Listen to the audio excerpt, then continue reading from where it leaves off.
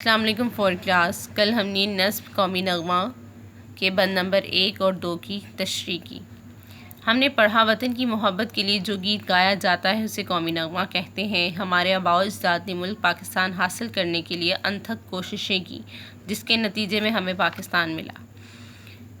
اس نظم میں شاعر اپنے وطن سے محبت کا اظہار کرتے ہوئے کہتے ہیں کہ اے پاک وطن، ہم تجھ سے وعدہ کرتے ہیں کہ ہم تیرے حلالی پرچم کا عزت و احترام کریں گے، ہم ہر جگہ جائیں گے، تیری ہر وادی، جنگل، صحرا وغیرہ میں جا کر تجھ سے محبت کی گیت گائیں گے۔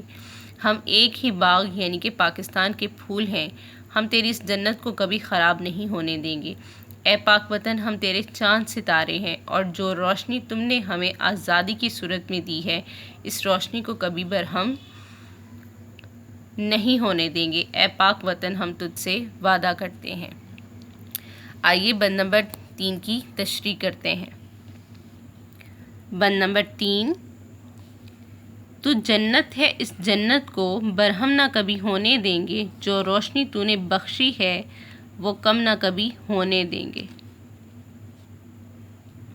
ہم تیرے چاند ستارے ہیں، ہم تجھ سے وعدہ کرتے ہیں۔ اے پاک وطن، اے پاک وطن، ہم تجھ سے وعدہ کرتے ہیں۔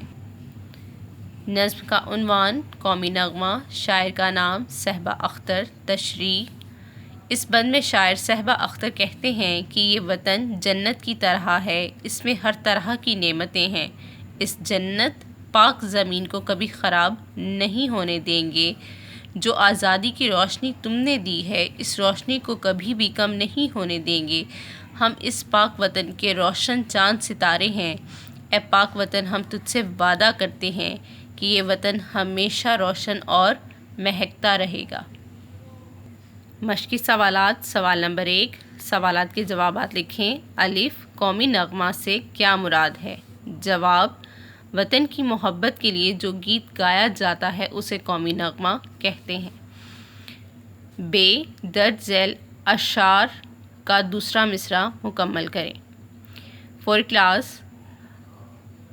شعر کا پہلا مصرع دیا گیا ہے، دوسرا مصرع لکھ کر شعر مکمل کریں گے۔ نمبر 1، ہم تیرے پیار کے شعلوں کو، دوسرا مصرع سینوں میں جلائے رکھیں گے۔ نمبر 2، تو جنت ہے، اس جنت کو، دوسرا مصرع برہم نہ کبھی ہونے دیں گے۔ نمبر 3، ہم ایک ہی باغ کے غنچے ہیں، دوسرا مصرع ہم تجھ سے وعدہ کرتے ہیں۔